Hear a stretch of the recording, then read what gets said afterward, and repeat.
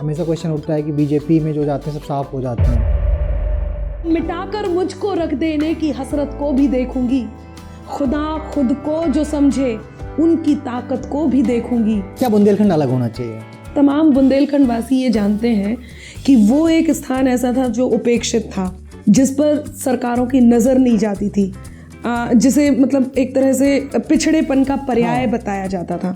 मैं चाहती हूँ कि हाँ, ये अलग होना चाहिए। कि आप कभी राजनीति में आएंगे? मुझे लगता है कि हाँ, ये एक रास्ता ये भी चुनना है जिसमें जाकर के आप राष्ट्र वंदना, राष्ट्र आराधना, आप राष्ट्र सेवा कर सकते हैं। तो हाँ, मैं राजनीति जरूर चुनूंगी। क्या यही राम राज्य है? तय कर लो अब सत्य सनातन की छाया हो शासन पर, राम भक्त ही राज करेगा दिल्ली के सिंहासन पर। आपका कविताओं पे रुझान क्यों आया? क्या कारण था? कविताओं में इतनी ताकत होती है कि यदि आपके परिवार में कोई कवि नहीं है और आप कवि होते हैं, माँ शारदे ने आपको वरदान दिया है, आप कविता लिख लेते हैं, तो आप परिवार बना सकते हैं। प्यार क्या है आपके लिए? प्यार एक ऐसा बंधन जो बंधन मुक्त हो। कि आजकल ब्रेकअप इस बात पे भी हो जाता है कि तुम ऑनलाइन थी और मैं टाइपिंग का इंतजार करता रहा पर ब्रेकअप हो गया। राम आ गए हैं, आपको कैसा लग रहा है? इस पूरे परिदृश्य को आप किस तरीके से देखते हैं? मुझे ऐसे लगता है कि जिनके दिल में श्रद्धा है वो इसको श्रद्धा से देख रहे हैं, और जिन्हें लगता है कि उन्हें सिर्फ बात ही करनी है तो वो राजनीति से देख रहे हैं। क्या कविताएं आपकी प्यार की पीछे की कहानी है? कि जो तुम जाते हो तो सुख के सभी आधार जाते हैं, फकत तुम तक हमारी जिंदगी के द्वार जाते हैं। ज़रूरत ही नहीं उस जीत की जिसमें नहीं हो तुम, ज़रूरत ही नहीं उस जीत की जिसमें नहीं हो तुम, तुम्हारे साथ के खातिर चलो हम हार जाते हैं। कविशाला में आप सभी का स्वागत है। हमने राजनीति की बातें की, आध्यात्म की बातें की, लेकिन जिस चीज़ के लिए कविशाला जाना जाता है, साहित्य है। जहाँ से शुरुआत होती है कविताओं के जरिए, साहित्य के जरिए, किताबों के जरिए, उस पर बातचीत होना कविशाला पे बहुत जरूरी है। कविशाला के अंदर बिग जर्नीज का प्रयास है कि हम ऐसी कहानियाँ, चाहे वो सक्सेस की कहानियाँ हो, चाहे फेलियर की कहानियाँ हो, वो आप तक पहुँचाएं, और पंक्ति की दूसरी तरफ जो लोग बैठे हैं उन कहानियों के जरिए अगर एक व्यक्ति की भी जिंदगी में कुछ परिवर्तन ला सके उन कहानियों के जरिए, तो हमारा ये प्रयास सार्थक होगा। इस श्रृंखला में आज हमारे साथ हैं अनामिका जैनंबर मैम। बहुत बहुत स्वागत है कविशाला में आपका। बहुत धन्यवाद। क्योंकि इनिशिएटिव का नाम है बिग जर्नीज, तो हम आपकी कहानी से शुरुआत करेंगे। बहुत ऑफलाइन बात हुई है, क्योंकि हम लोग बुंदेलखंड से बिलोंग करते हैं, तो वो एक कनेक्ट पॉइंट है। बुंदेलखंड से आपकी मेरठ तक की क्या कहानी है? जैसे आपने कहा है ना, बुंदेलखंड से है, तो बुंदेलखंड पे ही मैं ये बताने के लिए अटक गई कि बुंदेलखंड इतनी उर्वरा धरती है। दो उदाहरण तो आज आपके साथ ही बैठे हैं, अंकुर जी हैं, मैं हूँ। इतनी उर्वरा धरती है, लोग बहुत भोले होते हैं, प्यारे होते हैं, साथ ही उनमें जो टैलेंट है, गॉड गिफ्ट है, जो भगवान का दिया हुआ आशीर्वाद है, वो साहित्य के रूप में बहुत ज़्यादा है। तो बुंदेलखंड से मेरठ तक की यात्रा, अच्छा, सबसे ख़ास बात मेरे इस जर्नी में ये है कि 1857 में जब क्रांति हुई, तो उस समय दो स्थान बहुत पॉपुलर हुए। एक बुंदेलखंड और झांसी की रानी, और दूसरा मंगल पांडे, क्रांति धरा मेरठ से। तो मेरे जीवन में मैं जहाँ जन्म मैंने लिया वो बुंदेलखंड है, और जहाँ मैं जो मेरी कर्म भूमि है वो मेरठ है। तो ये क्रांति धरा मेरठ है। और क्योंकि कवि सम्मेलनों में आ गई थी, मंच पर प्रस्तुति करती थी, तो मेरे जीवन साथी खुद भी बहुत अच्छे कवि हैं, और हम लोग मंचों पे मिले, मुलाकात हुई, और शादी हुई, और फिर सीधे मेरठ। तो ये यात्रा कविताओं के साथ जीवन की भी यात्रा करते करते मैं मेरठ आ गई। अच्छा, इसमें आपने बात की जीवन साथी की, तो एक बहुत जरूरी जो लोगों की जिज्ञासा है, क्या कविताएं आपकी प्यार की पीछे की कहानी है? जी बिल्कुल, कविताएं और कविताओं की प्रस्तुति। कविताएं, कई बार यदि सिर्फ कविताएं होती तो शायद ये नहीं होता, लेकिन क्योंकि कविताओं को मंच पे प्रस्तुत किया, और मंच पे और भी ऐसे साथी रहे जिनके साथ इस यात्रा को प्रारंभ किया, जिनमें से एक साथी जो जीवन साथी हो गया, तो कविताओं की यात्रा करते करते जीवन की यात्रा भी हो गई। तो हाँ, कह सकते हैं कि कविताओं का बहुत बड़ा योगदान है मेरे जीवन में, बल्कि मेरे व्यक्तिगत जीवन में। आपने कभी कोई कविता सौरभ जी के लिए लिखी हो? मैंने कोई कविता सौरभ जी के लिए लिखी है? मुझे ऐसे लगता है कि कुछ भी हम प्रारंभ करते हैं तो उसमें परिवार कहीं ना कहीं होता है। जैसे आप या तो किसी व्यक्ति विशेष के लिए कविता लिख रहे हैं तब वो होता ही है। कभी आप ऐसा कुछ लिखते हैं जो लगता है कि ये वायरल हो जाएगा, तो मेरा परिवार उसे कैसे लेगा? तो हाँ, मैंने कविता लिखी है, सौरभ जी के लिए लिखी है, और वो बड़ी प्यारी है। और मुझे लगता है जो लोग सुन रहे हैं वो भी अपने जीवन साथी के लिए ये ज़रूर कहें, और शायद समझेंगे भी कि जो तुम जाते हो तो सुख के सभी आधार जाते हैं, फ़कत तुम तक हमारी ज़िंदगी के द्वार जाते हैं। ज़रूरत ही नहीं उस जीत की जिसमें नहीं हो तुम, ज़रूरत ही नहीं उस जीत की जिसमें नहीं हो तुम, तुम्हारे साथ के खातिर चलो हम हार जाते हैं। हाँ, क्या बात है। और यही जीवन की बुनियाद भी है। अच्छा, वापस बुंदेलखंड में आते हैं, क्योंकि थोड़ा आजकल एक अलग मांग शुरू हुई है। हम जो उसके एक कारण चुनाव भी हो सकते हैं कि चुनाव आने वाले हैं। मुझे याद है कि जब मैं 12वीं और 10वीं में था तब एक नेता हुआ करते थे वहाँ पे, मौदहा और महोबा के, उन्होंने डिमांड की थी उस टाइम पे कि बुंदेलखंड राज्य अलग बनना चाहिए। तो मैं थोड़ा आपसे समझना चाहता हूँ, क्योंकि आपने एक बहुत बृहद दुनिया देखी है, आपने राजनीतिज्ञों के जो विचार हैं इस पे वो भी सुने होंगे और इस पे बातचीत हुई होगी। एक तो जो बुंदेलखंड की मांग है वो कितने मतलब सही है, गलत है आपकी नज़र से, और क्या बुंदेलखंड अलग होना चाहिए? जी बिल्कुल, बहुत अच्छी बात कही। पहले तो ये कि मांग है वो सही है या गलत है। देखिए, अपना जो भारत है, भारत के हर स्थान की अपनी एक सांस्कृतिक धरोहर है, हर स्थान की सांस्कृतिक मान्यता है, हर स्थान पे, और मतलब अलग अलग बोलियों का। मैं उत्तर प्रदेश पे आती हूँ क्योंकि बुंदेलखंड हमारे उत्तर प्रदेश में अलग अलग बोलियों के साथ इस पूरे उत्तर प्रदेश को सजाया है। और ये मांग गलत बिल्कुल भी नहीं है मेरी दृष्टि में। उसका कारण ये है कि पिछले दिनों हमारी सबसे अच्छी बात यह है कि उत्तर प्रदेश सरकार ने एक ऐसे हिस्से पर नज़र डाली है जो कई वर्षों से उपेक्षित थी।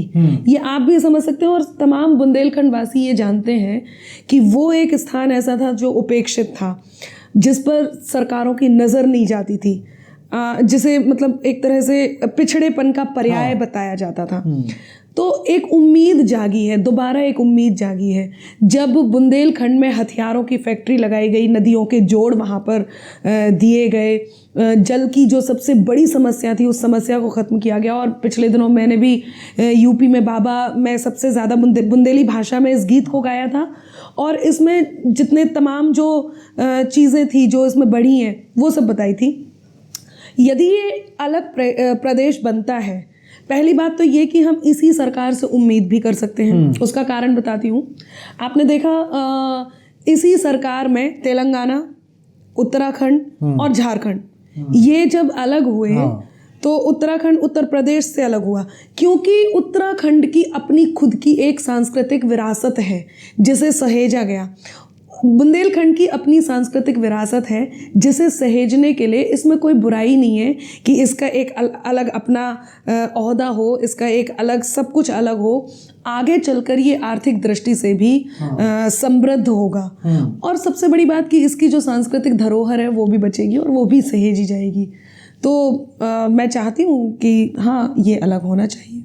हाँ बिल्कुल, बुंदेलखंड में वापस आएंगे, क्योंकि कविताओं की बात करें तो मेरी ना जिज्ञासा है कि हर चीज़ का एक कनेक्ट पॉइंट होता है हमेशा, कि किसी को किताब लिखनी है तो उसके परिवार में या फिर कोई ना कोई होता है जिसकी वजह से उसको कीड़ा लगता है कि मुझे किताब लिखनी है, मुझे अपना खुद का कुछ स्टार्ट करना है, स्टार्टअप करना है, कुछ करना, तो कुछ ना कुछ उसने अपने आसपास देखा होता है। आपका कविताओं पर रुझान क्यों आया, क्या कारण था? देखिए, मुझे सच बताऊँ तो ये बिल्कुल भी नहीं पता कि मैं कविताएं कैसे लिखने लगी, क्योंकि मेरे परिवार में कोई भी कवि नहीं है दूर दूर तक। दादाजी के बारे में सुना है, मैं बहुत छोटी थी जब वो गुजर गए, तो उनके बारे में सुना है कि वो कविताएं लिखते थे, बल्कि वो तरन्नुम में बात करते थे, काफियों में। तो ये मैंने केवल सुना है, उनकी कोई कृति मुझे देखने को नहीं मिली, पढ़ने को नहीं मिली। तो मुझे क्या लगता है कविताओं में इतनी ताकत होती है कि यदि आपके परिवार में कोई कवि नहीं है और आप कवि होते हैं, माँ शारदे ने आपको वरदान दिया है, आप कविता लिख लेते हैं, तो आप परिवार बना सकते हैं। मेरे परिवार में कोई नहीं था, लेकिन हाँ, मैंने परिवार बना लिया है। मेरा मतलब ये है कि मेरे पति कवि हैं और मेरा छोटा बेटा है, वो भी कवि है, वो कविताएं लिखता है। तो शुरुआत ऐसे हुई है, मेरे परिवार में कोई कवि नहीं था। अच्छा, इतने अनुभव के बाद में अगर आपको कविता को डिफाइन करनी हो, किसी की अगर कविता की कुछ परिभाषा होती हो, तो क्या होगी आपके हिसाब से वो? मन सरिता पर चलने वाली नाव को कविता कहते हैं। मन सरिता पर चलने वाली नाव को कविता कहते हैं। मरहम का मोहताज न जो, उस घाव को कविता कहते हैं।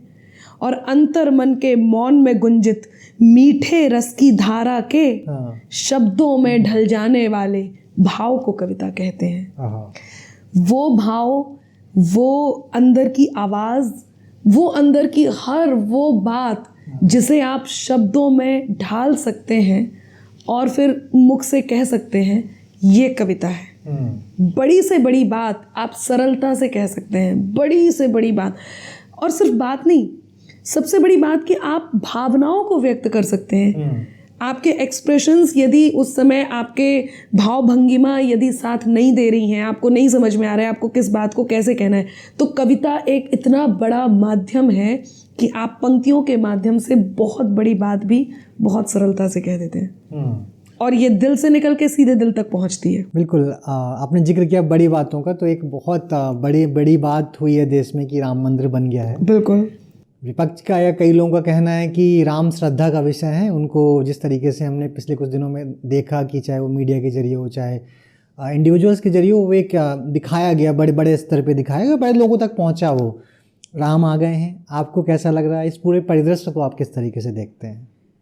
मेरी कुछ पंक्तियां हैं जिसका सार ये है कि अब ये हम पर है कि हमको किस पर निर्भर होना है। एक अयोध्या और एक लंका सबके मन में होती है। तो लोगों ने, जिन्होंने श्रद्धा की दृष्टि से देखा, उन्हें राम मंदिर में श्रद्धा दिखाई दी। जिन्होंने राजनीति से देखा, उन्हें राजनीति दिखाई दी। हालांकि आपने पूछा मुझे कैसा लगा, तो मैं अपनी पंक्तियों में बताती हूँ कि कुछ जगमग उल्लास हमारे एहसासों के साथ चले, कुछ जगमग उल्लास हमारे एहसासों के साथ चले, आँखों में कुछ उम्मीदों के नए नवेले खाब पले, और मैं थी एक अमावस लेकिन दीवाली सी रोशन हूँ, मैं थी एक अमावस लेकिन दीवाली सी रोशन हूँ, जब से मन की अवधपुरी में राम नाम के दीप जले। तो मुझे ऐसे लगता है कि जिनके दिल में श्रद्धा है वो इसको श्रद्धा से देख रहे हैं, और जिन्हें लगता है कि उन्हें सिर्फ बात ही करनी है तो वो राजनीति से देख रहे हैं। अच्छा, राजनीति की बातें की, आप कभी राजनीति में आएंगे? देखिए, मुझे लगता है कि यदि क्योंकि मैं राष्ट्रवाद की कवित्री हूँ, मैं राष्ट्रीय मुद्दों पे बोलती हूँ, और ख़ास तौर से उस बात पे ज़रूर बोलती हूँ जो बोलना बहुत कठिन है। पिछले दिनों लोगों ने मुझे कितनी क्या क्या नहीं कहा, क्योंकि कभी दर्पण होता है, समाज का दर्पण होता है। अब यदि आप ये सोचें कि उस दर्पण में केवल कुरूप चेहरे ही दिखाए जाएं, तो ऐसा नहीं हो सकता ना। यदि चेहरा सुंदर है तो सुंदर भी दिखाया जाएगा, कुरूप है तो कुरूप भी दिखाया जाएगा। लोगों ने मुझे बहुत सारी बातें कही हैं, मैंने उन सब का उत्तर भी दिया है। यदि ऐसा लगता है कि आपको राष्ट्रवाद की बात करने के लिए, क्योंकि जब आप किसी कद पे होते हैं तब आपकी बात को उस प्रभाव के साथ सुना जाता है। आपको अपनी बात को प्रभावशाली करना है तो आपको किसी कद पे होना बहुत ज़रूरी, किसी पद पे होना बहुत ज़रूरी है। तो यदि मुझे अपनी बात को प्रभावशाली करना, मुझे लगता है कि कविताओं के माध्यम से मेरी राष्ट्रवंदना हो रही है तो ठीक है। मुझे लगता है कि हाँ, ये एक रास्ता ये भी चुनना है जिसमें जाकर के आप राष्ट्रवंदना, राष्ट्र आराधना, आप राष्ट्र सेवा कर सकते हैं, तो हाँ, मैं राजनीति ज़रूर चुनूंगी। बिल्कुल, और इंतज़ार रहेगा, हम आपको ज़रूर देखना चाहेंगे भविष्य में। ज़रूर। और मैं चाहूँगा कि आप बुंदेलखंड से जब भी आप अपनी राजनीति की शुरुआत करें तो बुंदेलखंड से करूँ। बिल्कुल जी। सही है। और आगे बढ़ते हैं, चूँकि आपने ना कवि सम्मेलनों का एक बहुत बृहद एक जो टाइम पीरियड होता है वो देखा है, एक बड़ा शुरुआत किस तरीके से हुई थी जब आपने शुरुआत की कवि सम्मेलन में, पहला कवि सम्मेलन सबके लिए, जो कि पहली किताब सबकी यादगार होती है, बिल्कुल। तो ऑफकोर्स आपको कि जो पहला कवि सम्मेलन होगा वो याद होगा, तो वहाँ से जो अभी तक की यात्रा है उसमें क्या परिवर्तन देखे आपने, जो मंचीय कवि सम्मेलन है? हाँ, मंचीय यदि आपने बोला है ना, तो एक बहुत बड़ा बदलाव देखा है। जब मैं मंचों पे आई थी तो एक सिस्टम चलता था, उस सिस्टम में एक संचालक है जो संचालन कर रहा है। मैं मेरे टाइम की बात कर रही हूँ, मतलब मैं जब मंचों पे आई, उससे पहले बड़े बड़े कवि और बहुत बड़ी बड़ी विभूतियों के साथ मंच सजाए जाते थे, उसका नहीं पता। लेकिन जब मैं आई हूँ तब एक जो पुरुषवादिता थी ना, वो मंचों पे थी। और मुझे इस बात का गर्व है, मेरे कवि मित्र और मेरे मुझसे बड़े कवि मुझसे ये बात कहते भी हैं कि अनामिका ट्रेंड सेटर है। उसका कारण बताती हूँ। मैं पिछले 20 दशक से कवि सम्मेलनों के मंच पे हूँ और अनवरत हूँ। कारण ये है कि मैंने आकर के सबसे पहले 2 चीज़ों को तोड़ा है। एक तो ये कि संचालक ये तय नहीं करेगा कि कवियों को क्या पढ़ना है। दूसरा, यदि किसी कारण से संचालक कवित्री के साथ, क्योंकि एक परंपरा चलती थी हमारे यहाँ नोक झोंक, मतलब कवित्री ने कुछ कहा, संचालक ने कुछ कहा, फिर कवित्री ने कुछ कहा, तो वो एक मौसम बन जाता था, एक कवाली वाला एक मौसम बन जाता था। उससे लोग बहुत मनोरंजन की दृष्टि से बहुत पसंद करते थे। लेकिन मैंने आकर के सबसे पहले ये तोड़ा है कि मेरी संचालक मेरे खुद की पिच में तैयार करूंगी, फिर उस पर मैं खेलूंगी, तो मेरे और श्रोता के बीच में तीसरा कोई नहीं होगा। मैंने ये दूसरा एक छवि होती थी, यदि कवि है तो वो झोला टांग करके बड़ी सी दाढ़ी और मंच पे है, ये एक छवि होती थी। और कवित्री है तो बड़ा सोफिस्टिकेटेड सी और बहुत चुन चुन के शब्दों को कहेगी और वो कहते रहेगी। लोग ताली बजा रहे नहीं बजा रहे, सुन रहे नहीं सुन रहे, उसको कोई मतलब नहीं, उसको अपना बेस्ट दे करके जाना है। मैंने ये चीज़ तोड़ी, मैंने कपड़ों के बंधन को तोड़ा। वो जो आधुनिक और परंपरा दोनों को मिलाकर के चलने वाला नज़रिया था, मैंने उसको लेकर के मैं आई हूँ। आधुनिकता को स्वीकार किया और पौराणिकता को छोड़ा नहीं। इन दोनों का जो मिश्रण था वो मैं मंच पे लाई हूँ। तो ये 2 चीज़ें मंच पे मैं अपने आप को श्रेय भी देती हूँ और लोगों ने भी इसका अनुसरण किया। आज में और पहले में बहुत अंतर है। कवि अपना पारिश्रमिक लोगों को बताने लग गए हैं और मैं बहुत धन्यवाद करती हूँ हमारे बड़े कवियों का, जिन्होंने इसको ग्लैमराइज किया है, जिन्होंने अपने पारिश्रमिक को लोगों तक पहुँचाया है, जिनके कारण हमारा भी पारिश्रमिक बढ़ा है। वरना पहले ऐसा नहीं होता था। पहले कवि अपनी कविताओं को सुनाने चले जाते थे, लोग सहजता से बुलाते थे, सहजता से पहुँच जाते थे। अब कवियों को बुलाना कठिन है। ओके। अच्छा, आप लोग जब मतलब कोई भी साहित्यिक, मैं आप लोग इसलिए बोल रहा हूँ क्योंकि मैंने आपकी कई सारी तस्वीरें देखी हैं जिसमें आप कवि योगी जी से मिल रहे हैं, यानी जब इन नेताओं से मिलते हैं तो इन नेताओं का क्या नज़रिया होता है साहित्य को लेकर और कविताओं को लेकर? किस तरीके की बातें करते हैं? क्या मतलब इनके विजन होते हैं साहित्य और लिटरेचर को लेकर? मुझे बहुत बताते हुए बहुत खुशी हो रही है कि वो बहुत सकारात्मकता से साहित्य को देखते हैं और ये एक अच्छी बात भी है। राजनीति जब भी लड़खड़ाई है, साहित्य ने सहारा दिया है। ये बहुत प्रचलित बात भी है और ये सही भी है। हम जिनसे मिलते हैं वो एक जो इज्जत होती है कवियों की, राजनेताओं के मन में वो होती है। उसका कारण ये है कि वो वाणी पुत्र और वाणी पुत्री से मिल रहे होते हैं, जो कि एक सम्मान का विषय है, तो वो हमें पूरा सम्मान देते हैं। और एक और कारण भी है, कई बार होता है ना, जैसे हम चैनल पे अपना प्रोग्राम देते हैं, अपना कवि सम्मेलन करते हैं, तो चैनल बंधन में होती है, चैनल के पास एक लिमिटेशन होती है कि वो अपनी बात नहीं कह सकती है, ठीक है, उनके पास रेस्ट्रिक्शंस होते हैं। राजनेताओं के पास भी बहुत सारी चीज़ें ऐसी हैं, उनके पास भी बहुत सारे रेस्ट्रिक्शंस होते हैं, लेकिन कवि उनकी भाषा को या उनकी जो बात नहीं पसंद आ रही है उसको, या जो बात पसंद आ रही है उसको अपनी कविताओं में कह देता है। वो स्वच्छंद है, जैसे पत्रकार स्वच्छंद है वैसे ही कवि भी है। तो हमें बहुत खुशी होती है कि हमें बहुत सम्मान के साथ देखा जाता है। अच्छा, एक आपका बहुत फेमस सॉन्ग हम लोगों ने सुना था कि बनवा लिया है टैटू सनम तेरे नाम का जी। तो क्या है ये टैटू से आपका कोई दूसरा इश्क है, मोहब्बत है? ये क्या था गाना, किस तरीके से बना ये? बिल्कुल ये अच्छी बात कही है। अनामिका अंबर अपनी कविताएं जब करती है तो उसमें एक बहुत साफ साफ बात होती है मैं जिस बात में विश्वास करती हूँ वो है प्रेम शाश्वत होना चाहिए, चाहे वो आप आधुनिक भाषा में व्यक्त कर रहे हैं, चाहे वो आधुनिक प्रतीकों से व्यक्त कर रहे हैं। मैंने हमेशा युवाओं के दिल की बात कही है और कभी भी पौराणिकता को नहीं छोड़ा है, कभी भी इस बात को नहीं छोड़ा है कि प्रेम शाश्वत है। एक मैं आपको एग्जाम्पल देती हूँ, दोनों में आप शाश्वतता देखिएगा। मैं हूँ रति पर काम न चाहूँ, एक छवि निष्काम की मांगू। ये वो नारी है जिसने प्रेम किया है और वो अपने प्रेम को प्रकट कर रही है। मैं हूँ रति पर काम न चाहूँ, एक छवि निष्काम की मांगू। रास के क्षण आराधन मैं हो, प्रीत सदा ब्रज धाम की मांगू। और भला क्या वर चाहूँ, बस कोर कृपा अभिराम की मांगू। अपने मन मंदिर में सजा लूं, ऐसी छवि प्रभु राम की मांगू, ऐसी छवि प्रभु राम की मांगू। ये वो नारी है जो थोड़ा पहले की नारी है, जो अपने लिए वर चुन रही है।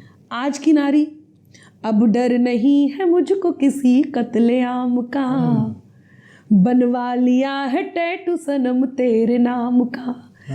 तो युवाओं के जो प्रतीक हैं, जिन्हें उनमें विश्वास है, उन्हें टैटू में विश्वास है, उन्हें कॉलेज के स्टोरी में विश्वास है। आज सोशल मीडिया पर आप जाते हैं तो बहुत सारी ऐसी बातें हैं जिनमें उन्हें विश्वास है। पहले चांद से बात करते थे, आज लोग पंक्तियों के माध्यम से, आधुनिक प्रतीकों के माध्यम से अपने प्रेम को प्रदर्शित कर रहे हैं। तो मैंने जहाँ पुरानी बातों को रखा है, वहाँ पे मैंने युवाओं के दिल की बात को भी सुना है। मैंने अपनी कविताओं में बहुत सारे नए शब्दों का प्रयोग किया है, आधुनिक भाषा का प्रयोग किया है। जो नहीं बदला है वो है शाश्वत प्रेम। तो यही कारण है। और हाँ, मैंने टैटू बनवाए भी हैं। तो अरे वाह, हाँ, जी। अच्छा, राजनीति की बात शुरू हुई है, बहुत सारे लॉ आते हैं गवर्नमेंट की साइड से और बहुत सारे विमेन सेंट्रिक लॉज होते हैं, बहुत सारी पॉलिसीज होती हैं। चूँकि एक परिवर्तन देखा जाता है, गैप देखा जाता है कि देश में निर्भया हुआ फिर भी रोज़ निर्भया होते हैं। वीमेन के लिए और बहुत सारी पॉलिसीज आती हैं कि जिसमें वीमेन एम्पावरमेंट की बात करते हैं, चाहे वो एजुकेशन को लेके हो, चाहे उनका डेली लाइफ के शेड्यूल को लेके हो, वो सारी चीज़ों के लिए लॉज आते हैं। बट वो क्या ज़मीनी स्तर पर दिखते हैं वो, या हमेशा गैप रखता है? क्या कारण लगता है आपको अगर गैप भी रहते हैं, या वो पहुंच पाते? क्योंकि अभी भी गैप्स देखे जा रहे हैं कि एक निर्भया हुआ बट निर्भया रोज हो रहे हैं कंटिन्यूसली।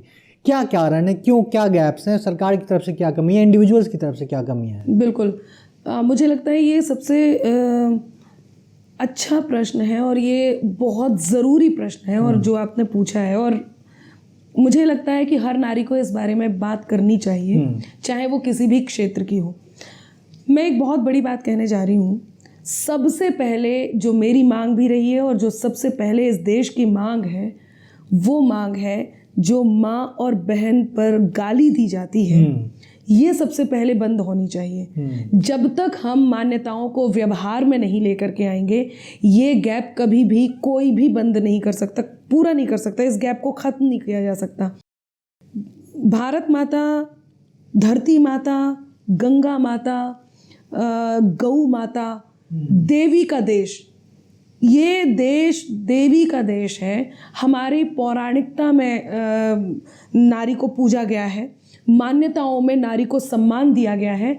लेकिन बात तो तब है जब ये मान्यताओं से, जब आपने कहा ना धरती पर जब हम आते हैं, धरातल पर हम आते हैं, धरातल पर आकर के देखा जाए तो मान्यताओं में और व्यवहार में एक बहुत बड़ा गैप है। जब तक ये मान्यताएं जो हमारे यहाँ हैं, जब तक ये मान्यताएं हमारे व्यवहार में नहीं आएंगी, तब तक नारी के प्रति ये जो दृष्टिकोण है वो नहीं बदलेगा। और ये बदलना बहुत ज़रूरी है।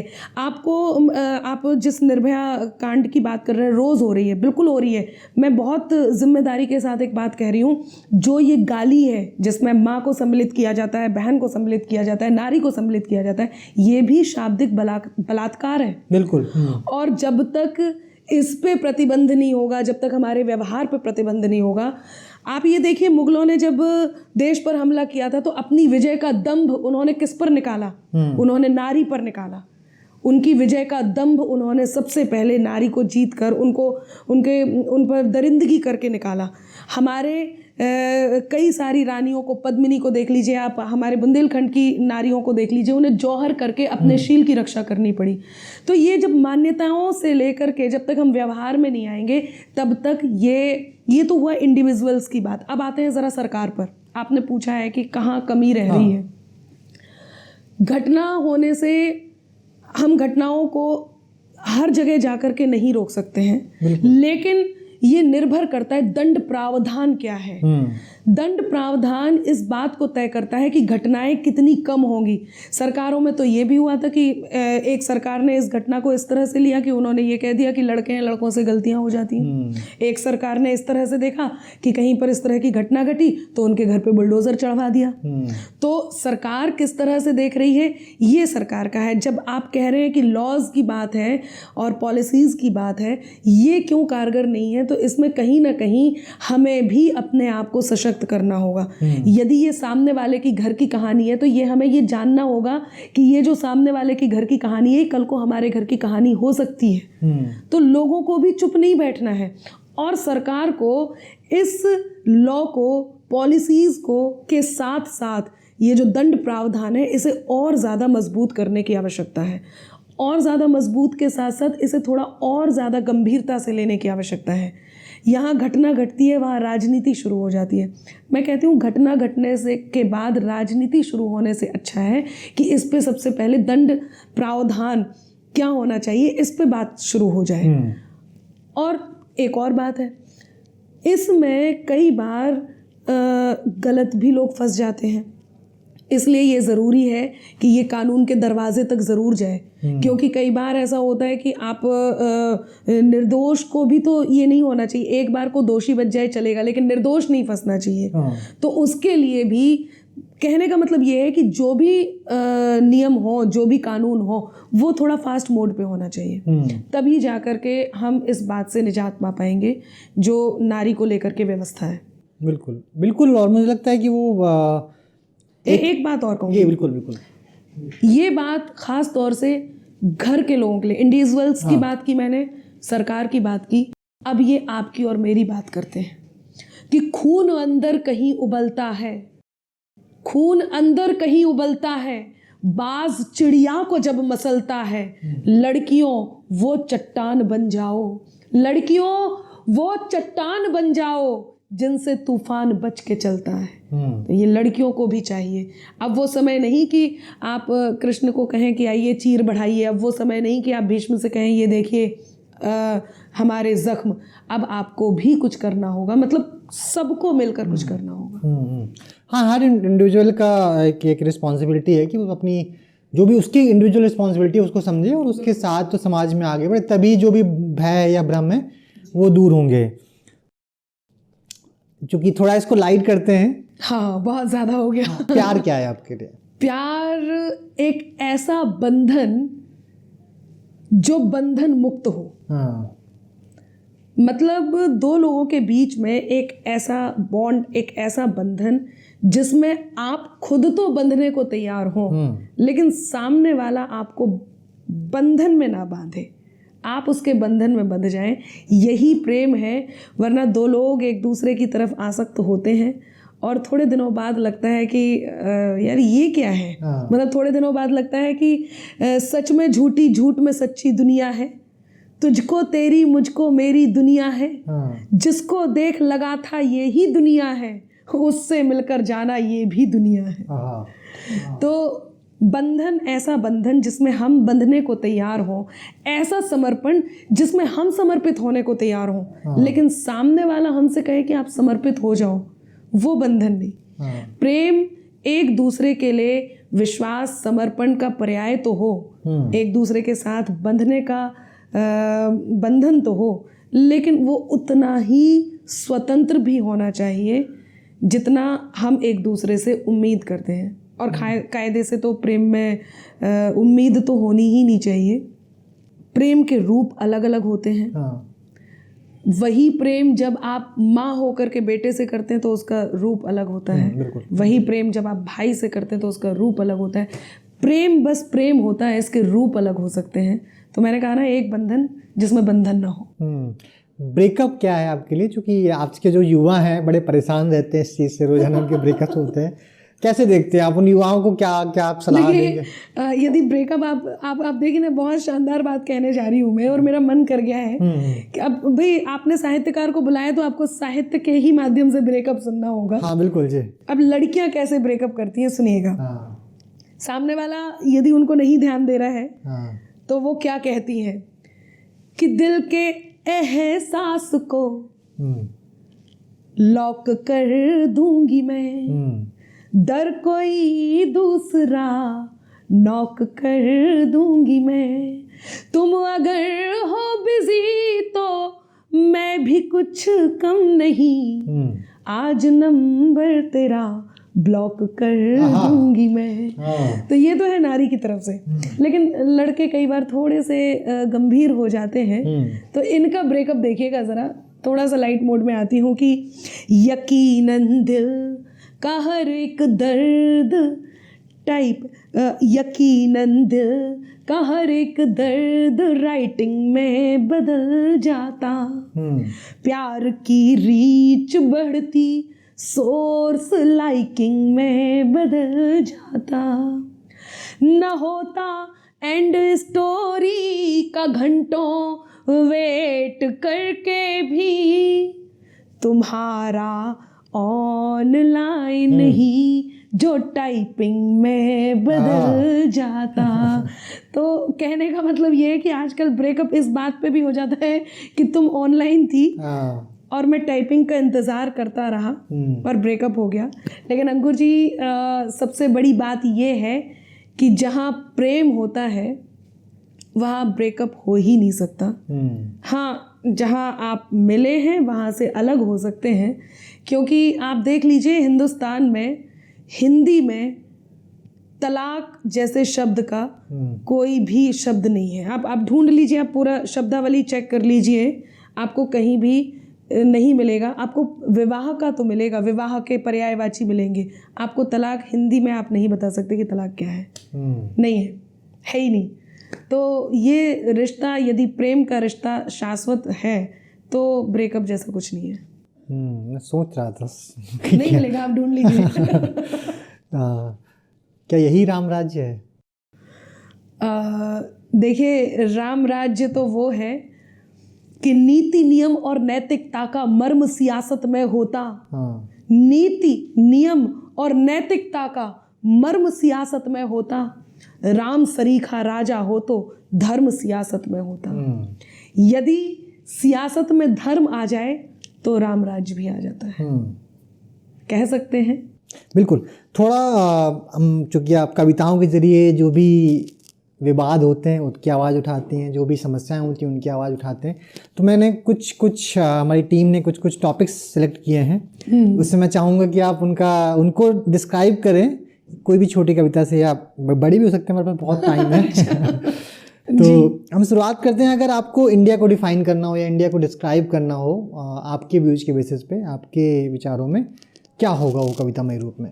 इंडिया से मतलब आपका इंडिया, पहले भारत की बात करते हैं। पहले भारत की बात करते हैं। तो जो भूमि देवताओं की परम पावन विरासत है, जहाँ सत्यम शिवम और सुंदरम हर क्षण मुहूर्त है, धर्म सत्कर्म संस्कृति सभ्यता कर्तव्य का मंदिर, हमें है गर्व जिस पर वो हमारा देश भारत है। हमें है गर्व जिस पर वो हमारा देश भारत है। और बदलते भारत की यदि मैं बात करूं तो खुद की खातिर जीते थे, अब देश पे मरना सीख गए। मझधारों में कफन बांधकर लोग उतरना सीख गए, और कल तक जुगनू तक भी हमको धमका देते थे, पर अब हम सूरज से आंख मिलाकर बातें करना सीख गए। ये है भारत। ओके, अच्छा, आपको हंसना नहीं है। नेक्स्ट पॉइंट है राहुल गांधी। अच्छा, ठीक है। नहीं, बिल्कुल भी नहीं। हाँ जी। तो आपने ये क्यों बोला जी? तो जिंदगी सी लगी जिंदगी क्यों नहीं, गम ही गम हर तरफ है, खुशी क्यों नहीं। जिंदगी सी लगी जिंदगी क्यों नहीं, गम ही गम हर तरफ है, खुशी क्यों नहीं। चांद सूरज सितारे चमकते रहे, जंगलों में मगर रोशनी क्यों नहीं। हाँ। जी। राम मंदिर। राम मंदिर समाहित प्रेम हो जाए कहाँ फिर बैर उठते हैं, जहाँ हो रास्ते तेरे वहीं को पैर उठते हैं। ये सच्चाई की ताकत है हो गहराई भले कितनी, लिखा हो राम का जो नाम पत्थर तैर उठते हैं। लिखा हो राम का जो नाम पत्थर तैर उठते हैं। और राम मंदिर आपने कहा है तो इसमें एक बात और कहूंगी कि तय कर लो अब सत्य सनातन की छाया हो शासन पर। तय कर लो अब सत्य सनातन की छाया हो शासन पर। राम भक्त ही राज करेगा दिल्ली के सिंहासन पर। राम प्रतिष्ठित किए जिन्होंने अवधपुरी के आसन पर। राम भक्त ही राज करेगा दिल्ली के सिंहासन पर। तो इसमें ऐसा नहीं है कि राम भक्त कहा है तो किसी विशेष के लिए कहा है। यदि किसी को लगता है उसे राज करना है तो वो अभी राम भक्ति शुरू कर सकता है। तो ये भी इसमें प्रावधान है। बीजेपी जब आपने कह ही दिया है तो रोशनी कैद कर लूं ठहर तो ज़रा, रोशनी कैद कर लूं ठहर तो ज़रा, तुझको आँखों में भर लूं ठहर तो ज़रा, और देख लूं पत्थरों का भी मैं हौसला। देख लूं पत्थरों का भी मैं हौसला, आईने सी संवर लूं ठहर तो ज़रा। क्या बात है। आज की मीडिया है जब तलक कलम और किताबों के सिलसिले, मैं इसमें आपको भी रखूंगी कि हैं जब तलक कलम और किताबों के सिलसिले, कायम रहेंगे आंखों में ख्वाबों के सिलसिले। और जब देखा कायनात को अपनी उड़ान से, हमको लगी बुलंद ज़मी आसमान से। मीडिया की ताकत बहुत बड़ी ताकत होती है। पत्रकारों की ताकत, पत्रकारिता की ताकत बहुत बड़ी ताकत होती है। आप किस तरह से पहचान रहे हैं और आप उसका किस तरह से उपयोग कर रहे हैं, ये बड़ी बात है। क्योंकि जब देखा कायनात को अपनी उड़ान से, हमको लगी बुलंद ज़मी आसमान से, और अंबर पे गुल खिलाने का जिसको मिला हुनर, पानी भी निकाला है उसी ने चट्टान से। तो बड़ी से बड़ी बात आप निकाल सकते हैं, आप ला सकते हैं, लोगों तक पहुंचा सकते हैं यदि आप पत्रकार हैं। अच्छा, दो अलायंस चल रहे हैं इस टाइम पे, पूरे देश को पता है कि इंडिया सबसे पहले इंडिया इन कैपिटल्स INDIA, उस पर क्या बोलना चाहेंगे? Then NDA। मैंने एक पैरोडी कही थी कि तेरे मेरे बीच में कैसा है ये बंधन बेगाना, इसने नहीं जाना उसने नहीं जाना, पहले है आना फिर है जाना। लेकिन अब इसको बदला है कि इंडी के बीच में हो, इंडी के बीच में ऐसा है ये बंधन बेगाना, एक सुर में गाना स्वार्थ का फसाना, एक सुर में गाना स्वार्थ का फसाना, ये बंधन है इंडी। अच्छा, आपने चूँकि NDA का डिस्कशन चल रहा था और ये जिज्ञासा रहती है जो कि आपसे समझना ज़रूरी है, चूँकि आप राजनीति भी देखते हैं, आप साहित्य भी देखते हैं। सब लोग बोलते हैं कि जो लोग आजकल जिस तरीके से दल बदले जा रहे हैं, लोग राजनीति किसी दल से लड़ी है, उन्होंने चुनाव किसी दूसरे दल से लड़ा है और किसी दूसरे दल में तुरंत आ जा रहे हैं। हाँ। एडिशनली इसमें ये है, चूँकि एक हमेशा क्वेश्चन उठता है कि बीजेपी में जो जाते हैं सब साफ हो जाते हैं। एक पॉइंट ये, दूसरा पॉइंट इसी में ऐड ऑन कर लें कि दल बदलने को हम देखें, किस तरीके से देखते हैं आप? देखिए, ये तो आपने जो कहा है ना कि बीजेपी में जाते हैं तो वो साफ हो जाते हैं, ऐसा लोगों को लगता है। अभी आप पिछले कुछ बयान यदि देखेंगे, मैं बीजेपी की प्रवक्ता तो नहीं हूँ, हाँ, लेकिन एक विचारधारा है जिसका मैं समर्थन करती हूँ और वो विचारधारा मुझसे, मेरे विचारधारा से मिलता है। तो इसके बेस पे मैं एक बात कहूँगी, पिछले दिनों भी एक बयान आया था कि ऐसा बिल्कुल भी नहीं है जिन लोगों को लगता है कि बीजेपी में आ जाते तो उनके ऊपर यदि कोई केस लगा हुआ है तो वो हट जाता है, ऐसा बिल्कुल भी नहीं है। हाँ, एक बात मैं कहती हूँ कि लोग बहुत पाप करते हैं, ठीक है, और फिर उन्हें लगता है कि यदि वो गंगा स्नान कर लेंगे तो उनके पाप धुल जाएंगे, लेकिन कर्म जो होते हैं वो आपको काटने ही पड़ते हैं। आप यदि आपने कुछ कर्म किए हैं तो उनको आपको भुगतना ही पड़ेगा। यही मुझे ऐसे लगता है कि बीजेपी जो पार्टी है वहाँ पर ये बिल्कुल नहीं कहा है कि आप यहाँ आ जाओ आपका सब कुछ माफ़ है, ऐसा बिल्कुल भी नहीं है। वहाँ के कुछ कायदे हैं, वहाँ के कुछ कानून हैं, हर पार्टी का एक अपना खुद का एक नैरेटिव है जो सेट है, हर पार्टी का, हर जगह का। आपके कविशाला में यदि कोई आता है, उसने वो क्या करके आया है उससे कोई मतलब नहीं, लेकिन कविशाला में यदि आप आए हो तो कविशाला में ये नियम है जिनका आपको पालन करना होगा। यही इस पार्टी का भी नियम है जो मुझे लगता है कि आप यदि कहीं से कुछ भी करके आ रहे हैं, आप इस पार्टी में आइए, अब आप ये सब नहीं कर सकते हैं, ये आपको नियम निभाना ही होगा। आप देखिए ना, कई सारे ऐसे चेहरे हैं, चुनावों का समय है इस समय, चुनावों के समय में बहुत सारे ऐसे चेहरे हैं जिनको किसी न किसी कारण से लोगों का चेहरा नहीं बनाया गया है, चुनावों का चेहरा नहीं बनाया गया है। उसका कारण भी यही है कि क्योंकि ऐसा बिल्कुल भी नहीं है कि आपने जो किया है वो हटा दिया गया है, ऐसा बिल्कुल भी नहीं है।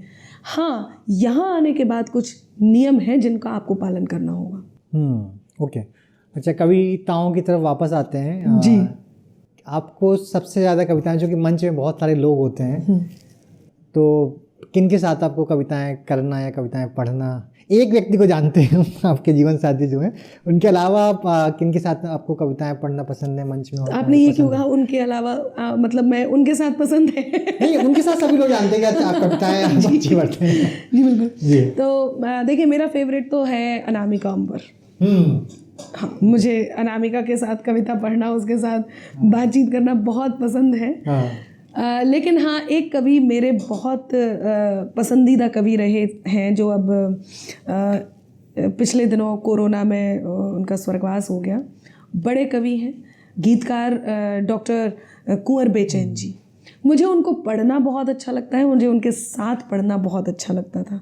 उनकी पंक्ति है जो बहुत बहुत प्रिय है मुझे, और मुझे लगता है कि जो लाइफ लर्निंग है वो इस पंक्ति की से पूरी होती है। यदि आपको लगता है कि आप जीवन कैसे जिएं, तो कुंवर बेचैन जी की पंक्तियां हैं कि चोटों पे चोट देते ही जाने का शुक्रिया, चोटों पे चोट देते ही जाने का शुक्रिया, पत्थर को बुत की शक्ल में लाने का शुक्रिया, और तुम ना आती तो कैसे बनाता मैं सीढ़ियाँ, दीवारों मेरी राह में आने का शुक्रिया, दीवारों मेरी राह में आने का शुक्रिया। और कई सारी ऐसी रचनाएं हैं जो ज़िंदगी की प्रेरणा है, और उनसे मैं बहुत प्रेरित भी हुई और बहुत प्रभावित भी हुई। तो मुझे उनको पढ़ना भी बहुत अच्छा लगता है और उनके साथ मंच शेयर करना भी बहुत अच्छा लगता था। तो बिल्कुल, आपने डॉक्टर कुंवर बेचैन की बात की तो हमें बड़ा दुख हुआ उस टाइम पे कि हुआ क्या था कि हमने शायद 2019 और 20 का जो लाइफ टाइम कविशाला देता है, लाइफ टाइम अचीवमेंट अवार्ड, उन्हीं को दिया था। अरे वाह। और घर में जाके प्रॉपर हमने एक छोटी सी उनकी पूरी जर्नी मैप की थी। जब उनके घर में गया पहली बार में, तो उन्होंने पहले बाहर बैठते थे, आराम बहुत बैठे हैं, बट वो उस जगह पे लेके गए जो चारों तरफ उनकी किताबें रखी हुई हैं, उस उनका जो अंदर था, हाँ, ट्रॉफी और किताबें काफ़ी सारी रखी हुई हैं। मैंने कहा इंसान पूरा मतलब एक पूरा संग्रहालय, लाइब्रेरी है वो खुद में, वो बिल्कुल कविताओं की। व्यक्ति जिसे आप देख कर के सीखते हैं वो अपने आप में कितना समृद्ध होगा, ये इस बात से पता चलता है जब आप उनसे मिलते थे। वो भावुकता में उनका कोई तोड़ नहीं, एक अच्छे व्यक्ति में उनका कोई तोड़ नहीं, एक अच्छे कवि में उनका कोई, और सहजता इतनी कि उनके साथ बैठ कर के कोई ये नहीं कह सकता था कि वो किसी बहुत बड़े कवि के साथ बैठा है। कभी अपने से छोटों को छोटा महसूस नहीं होने देते थे। और यही है भी, अपने साथ जो लोग हैं उनको ये महसूस मत होने दीजिए कि वो किसी भी चीज़ में कम है। और ये बात उनसे सीखने को मिली है। अच्छा, आखिरी में कुछ 1-2 प्रश्न और लेते हैं। बिल्कुल। क्योंकि कुछ चीज़ें जो आगे आने वाली हैं, 8 को वीमेंस डे है, हम उसके आसपास बात कर रहे हैं। आप किस तरीके से देखते हैं, क्या परिवर्तन है, क्या मैसेज देना चाहते हैं जो आज की महिलाएं हैं? जो आज की नारी है, मैं उनको एक ही बात कहूँगी, विरोध और इग्नोर, ये 2 चीज़ें अपने जीवन में ज़रूर डालिए। नारी को ये मानना, अपने आप को समझना बहुत ज़रूरी है कि उनके अधिकार क्या हैं, उनकी ताकत क्या है। ये 2 बातें जानना बहुत ज़रूरी है। और मैं जो हमेशा कहती हूँ कि अगर तुम भी नहीं हमसे तो फिर हम भी नहीं तुमसे। एक बार अपनी ताकत पर विश्वास करो। हमेशा नारी तब छली जाती है जब उसे सामने वाले से कुछ चाहिए होता है, और सामने वाले को यदि इस बात का एहसास हो जाए कि इस औरत को, इस नारी को आपसे कुछ चाहिए है, तो फिर वो उसको उसके शोषण के सभी रास्ते चुन लेता है। उसे पता होता है कि किस स्थान से जाकर के इस तक पहुंचना है। इसलिए नारी को अपनी ताकत का अंदाज़ा होना बहुत ज़रूरी है, अपने अधिकारों का अंदाज़ा होना बहुत ज़रूरी है। और ये टैगलाइन अपने आप को ज़रूर दीजिए कि अगर तुम भी नहीं हमसे तो फिर हम भी नहीं तुमसे, कोई खुशियाँ नहीं तुमसे, कोई गम भी नहीं तुमसे, हुनर से अपने कद को खुद बढ़ाना जानते हैं हम, ज़्यादा तो नहीं तुमसे मगर कम भी नहीं तुमसे। ज़्यादा तो नहीं तुमसे मगर कम भी नहीं तुमसे। आप चाहते हो कि आपको कोई छल ना सके, आप चाहते हो आपका शोषण ना हो, तो आपको आप क्या हैं वो जानना बहुत ज़रूरी है।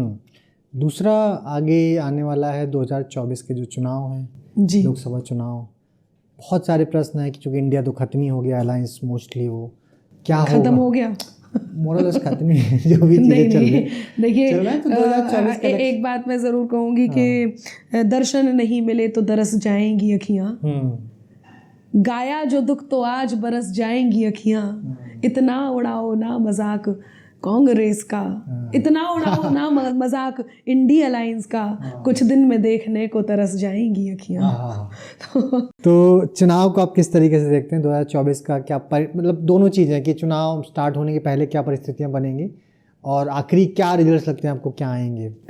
देखिए, मैं चुनावों को जिस तरह से देखती हूँ वो ये है कि कभी तो शाहजादों पर कलंदर राज करता है, आप देख ही रहे हैं, कभी तो शाहजादों पर कलंदर राज करता है, नदी मीठी भले हो पर समंदर राज करता है, जिसे जमहूरियत कहते हकीकत है यही उसकी, जिसे जमहूरियत कहते हकीकत है यही उसकी, यहाँ केवल मुकद्दर का सिकंदर राज करता है।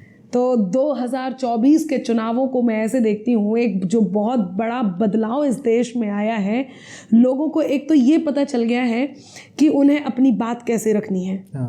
जहाँ राजनीति को लोग कह रहे हैं राजनीति बहुत गंदी चीज़ होती है, मैं हम सब कहते हैं, सब जानते हैं, मानते हैं, ठीक है, लेकिन एक बहुत बड़ा बदलाव इस राजनीति में आया है, और वो बदलाव ये है कि लोग, राजनीतिक लोग थोड़े से पारदर्शी हो गए हैं, क्योंकि लोग प्रश्न करने लग गए हैं, जनता प्रश्न करने लग गई है, तो वो अपने उत्तर तैयार रख के लोगों के समक्ष आने लग गए हैं। एक तो बदलाव ये आया है, और दूसरा सबसे बड़ा बदलाव ये आया है कि जहाँ जनता को ये पता है कि अभिव्यक्ति की आज़ादी का सही अर्थ क्या है, वो अभिव्यक्ति की पूरी आज़ादी का फ़ायदा जो होना चाहिए वो उठा रही है, अपने अधिकारों का को देख रही है। हाँ, एक निवेदन ज़रूर मैं आपके चैनल के माध्यम से लोगों तक पहुंचाऊंगी। यदि आप चाहते हैं कि आपके मन का प्रतिनिधित्व करे, तो आप चुनाव में अपना जो अधिकार है, आपका जो मत का अधिकार है, उसका प्रयोग ज़रूर करें, क्योंकि ये लोग कहते हैं, लोगों तक बात भी पहुंचाते हैं, मताधिकार आपका अधिकार है, लेकिन उसका प्रयोग लोग नहीं करते। लोग सोचते हैं ठीक है, जो चल रहा है, कौन सा हमारी बात रखी जाएगी, ऐसा नहीं है। आपको ये पता होना चाहिए कि हमारे मत का कितना महत्व है।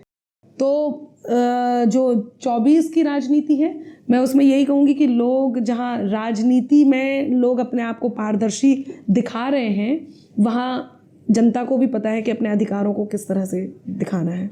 ओके, अच्छा, हम कविशाला पे बात कर रहे हैं, तो हम सबसे पूछते हैं कि आप किन दो लोगों को और सुनना पसंद करेंगे जो हमारे बिग जर्नी इस इनिशिएटिव के जरिए? ये थोड़ा सा कठिन नहीं है। एक्चुअली दिक्कत ये है ना कि हम जिन दो लोगों की बात कर रहे हैं, वो जो और 400-500 लोग हैं जो हमारे जहन में, वो बुरा मान जाते हैं। और एक और बात है, इस समय जो सबसे ज़्यादा चल रहा है वो ये है कि कम ज़्यादा में उलझी दुनिया सारी है, वक्त वक्त पर सबका पलड़ा भारी है, और तुमने जिससे मेरी बात कही जाकर याद रहे उसकी मुझसे भी यारी है। ये बहुत चल रहा है। तो मुझे लगता है कि मैं वो दो नाम इसलिए नहीं बताऊंगी क्योंकि और जो 200 नाम है वो बुरा मान जाएंगे। कविशाला को आप किस तरीके से देखते हैं? श्री अंकुर जी, पहला नाम तो यही आता है, क्योंकि कविशाला एक ऐसा मौलिक जो शब्द है, एक ऐसा मौलिक शीर्षक है जो आपने दिया है, तो सबसे पहला जो जहन में आता है वो आता है अंकुर जी। दूसरा, कविशाला, जहाँ कविताओं का पूरा यदि हम कविता को एक व्यक्ति माने तो उस व्यक्ति का जो पूरा निर्माण किया जाता है, उसके जीवन का, उसके चरित्र का, उसके हर बात का जो निर्माण किया जाता है, वो कविशाला है। कविता लेखन से लेकर के, कविता संग्रह से लेकर के, कविता प्रस्तुतिकरण से लेकर के, कविताओं के प्रभाव से लेकर के, कविताओं के जो प्रभाव दुनिया में हो रहा है उससे आपके खुद के प्रभाव से लेकर के, कविताओं के सुख से लेकर के, कविताओं पे की जाने वाली हर बात की चर्चा से लेकर के, कविताओं को जीने से लेकर के, कुल मिलाकर के कविताओं पर किए जाने वाले हर प्रयोग से लेकर के उसके प्रस्तुति तक का जो सफ़र है वो कविशाला है। क्यों? अच्छा, कुछ हमने एक इंस्टाग्राम में पोस्ट डाला था कि आपके कुछ प्रश्न जो लोग दर्शक हैं वो पूछ सकते हैं, क्योंकि ये हमने जो पोस्ट किया था वो फेब में किया था, तो फरवरी प्यार का महीना होता है, तो लोगों की एक डिमांड थी कि कुछ आप वैलेंटाइंस डे के अराउंड, या आप बोल सकते हैं कि प्यार की इर्द गिर्द कोई कविता जो आपकी पसंदीदा हो वो उनको सुना पाएँ। दूसरा एक बहुत जेनरिक प्रश्न था कि आपको टिकट मिल रहा है इस बार? जी, इस बारे में मुझे भी नहीं पता। तो यदि मैं इस समय इंस्टाग्राम पे होती और इनके जगह होती तो मैं भी यही प्रश्न लिख रही होती, क्या मुझे टिकट मिल रहा है? तो ये तो नहीं पता। हाँ, लेकिन प्यार को ज़रूर मैं कहना चाहूँगी। मेरे लिए प्रेम क्या है वो कहती हूँ। और मुझे लगता है इस प्रेम में, ये मैंने सिर्फ प्रेयसी से प्रियवर के लिए नहीं कहा है, आप आपस में कुछ भी हैं, पति पत्नी हैं, भाई बहन हैं, प्रेयसी प्रियवर हैं, आप माता पिता हैं, पिता पुत्री हैं, पिता पुत्र हैं, माता पुत्री हैं, माता पुत्र हैं, दोस्त हैं, आप गुरु शिष्य हैं, ईश्वर भक्त हैं, या कोई दो ऐसे अनजाने हैं जो एक दूसरे की ओर प्रेम के साथ जुड़े हुए हैं एक दूसरे के साथ। उसके लिए है कि बहुत सीधा सा फंडा है, जो कानों तक नहीं पहुँचे वही अल्फाज मत होना, जिसे दिल जान ना पाए कभी वो राज मत होना। है मुमकिन गलतियों से गलतियों का भी तो हो जाना, है मुमकिन गलतियों से गलतियों का भी तो हो जाना। मुझे तुम कुछ भी कह लेना, मुझे तुम कुछ भी कह लेना, मगर नाराज मत होना। मुझे तुम कुछ भी कह लेना, मगर नाराज मत होना। और प्रेम आप जिसे करते हो, प्रेम करो न करो, मतलब प्रेम की ना कुछ परंपराएं होती हैं जिन्हें निभाना होता है। तो हम अपने दिल की सुनने से ज़्यादा इस बात को देखते हैं कि प्रेम किया कैसे जा रहा है। तो मैं चाहूँगी कि जो लोग प्रेम कर रहे हैं वो ये ज़रूर समझ लें कि इसमें ना फंसें कि प्रेम किया कैसे जाता है। आप सिर्फ दिल की सुने। और प्रेम में दोस्ती ज़रूर करें, क्योंकि अपना कर अपनेपन को अपनापन अक्सर देते हैं, खुद को मरहम कर लेते हैं और जख्म सभी भर देते हैं। हिम्मत के धागे टूटे तो उसके पास चले जाना, दोस्त हौसलों के दर्जी हैं, मुफ्त रफू कर देते हैं। दोस्त हौसलों के दर्जी हैं, मुफ्त रफू कर देते हैं।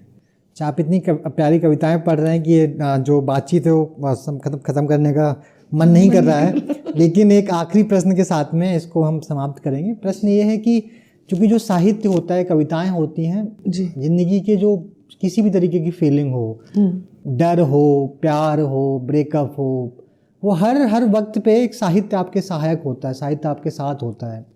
वो बोलते हैं ना कि कोई भी किसी भी तरीके की फीलिंग है, किसी से नहीं बात कर पा रहे हैं तो लिख दीजिए, कविता माध्यम बन जाती है, किसी भी रूप में लिख दीजिए जी। आपने किस तरीके से देखा कि जो भी लिटरेचर है, जो भी पोइट्री है, इंडिविजुअल की किसी भी मेंटल सिचुएशन पे, किसी भी मेंटल कंडीशन पे उसको हील करने में हेल्पफुल होता है? हाँ, ये तो बहुत अच्छी बात है। और मुझे लगता है कि आप जब सबसे ज़्यादा किसी बात को लेके परेशान हैं, लोग आजकल सबसे ज़्यादा परेशान इस बात पे होते हैं कि उसने मेरे बारे में क्या कह दिया, उसने ऐसा क्यों करा, वो मुझसे ज़्यादा आगे कैसे बढ़ रहा है, या मेरे पास वो चीज़ नहीं है जो लोगों के पास है, या मेरी प्रेयसी ने मुझे छोड़ दिया अब मेरा क्या होगा।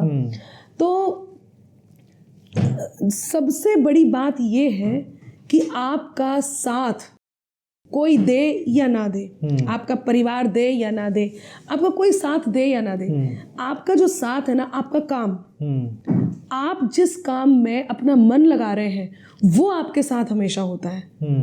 वो काम, जैसे कि आपने कहा ना कविता, आप कविता लिख रहे हैं, आप कविता सुन रहे हैं, आप कविता को अंदर ढाल रहे हैं, ये आपका साथ देता है। और जो लोग जल रहे हैं उनको केवल एक बात कहिए,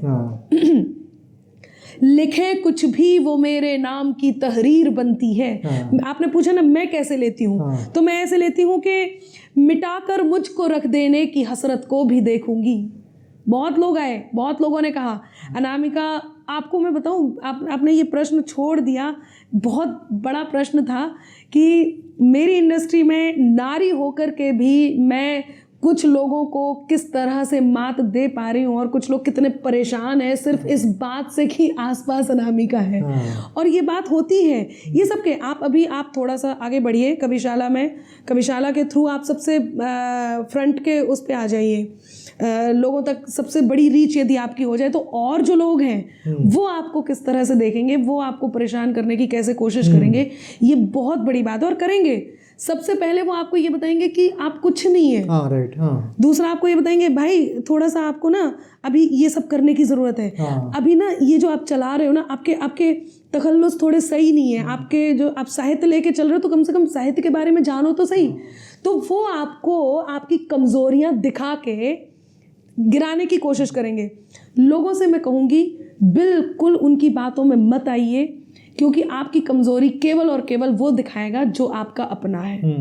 तो मिटाकर मुझको रख देने की हसरत को भी देखूंगी, खुदा खुद को जो समझे उनकी ताकत को भी देखूंगी, मुकद्दर को मेरे तय करने वालों आज ये सुन लो, मोहब्बत को भी देखूंगी, मैं नफरत को भी देखूंगी।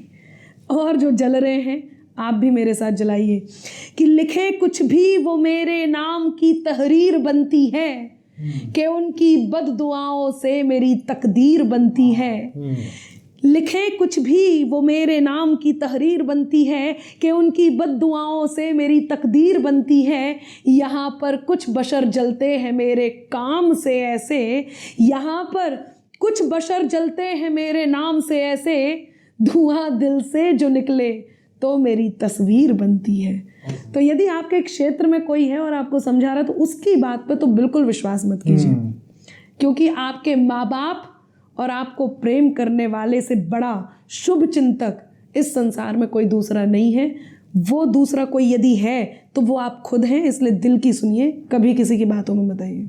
बिल्कुल। और आपने अच्छा जिक्र किया, ये हमारे साथ हो चुका है एक्चुअली। देश के बहुत बड़े बड़े नाम हैं जो मतलब कविताओं में भी हैं, उन्होंने बुला के कई तरीके से इस तरीके चलाओ, ये करेंगे हम इस तरीके चलाओ। बिल्कुल मत सुनना। नहीं, बिल्कुल नहीं सुना एक्चुअली, उसीलिए हम थोड़ा साइड में रहते हैं। अंकुर का सबसे बड़ा और सच्चा दोस्त यदि कोई है तो वो या तो अंकुर है या फिर वो लोग हैं जो आपसे संचालित हो रहे हैं, वो आपकी टीम है। और यही बहुत बड़ा सत्य है, लोग ज्ञान की बातें बहुत करते हैं पर उस ज्ञान पे अमल खुद नहीं करते।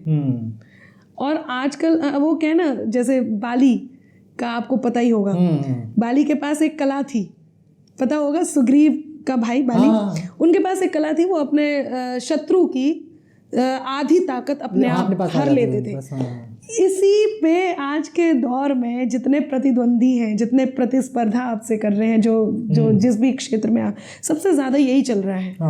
लोग आपको सबसे पहले वो कमियां गिनवाएंगे जिससे आपके आत्मविश्वास में कहीं कमी आ जाए। तो मेरा मानना ये है कि आप अपने आत्मविश्वास को हिलने मत दीजिए। वही बात है ना, ज़्यादा तो नहीं तुमसे मगर कम भी नहीं तुमसे। बिल्कुल।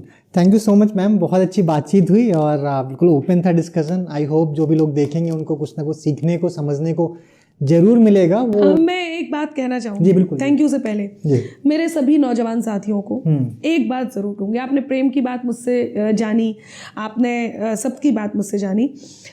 एक बात ज़रूर कहूँगी, हमारे पास जो हमारी विरासत है, चाहे वो दौलत की विरासत है, चाहे वो संस्कृति की विरासत है, चाहे हमारे पास हमारे इज्जत की विरासत है, सम्मान की विरासत है, वो विरासत हमें हमारे पूर्वजों से मिली है। हाँ। हमारे पूर्वजों ने हमारे मतलब जैसे हमारे पिताजी के पास हमारे दादाजी की है, दादाजी के पास उनके दादाजी की है, तो ये पूर्वजों से चली आ रही है। इस विरासत का, अपने माँ बाप का सम्मान करना ज़रूरी है। इसलिए चलते चलते ये कहूँगी कि नज़र अनजान भी रखना मगर पहचान भी रखना, करो मासूम शैतानी तो फिर ईमान भी रखना, और खुले मन से नए रिश्तों का स्वागत भी करो, लेकिन ज़रूरी है बुज़ुर्गों का सदा सम्मान भी रखना।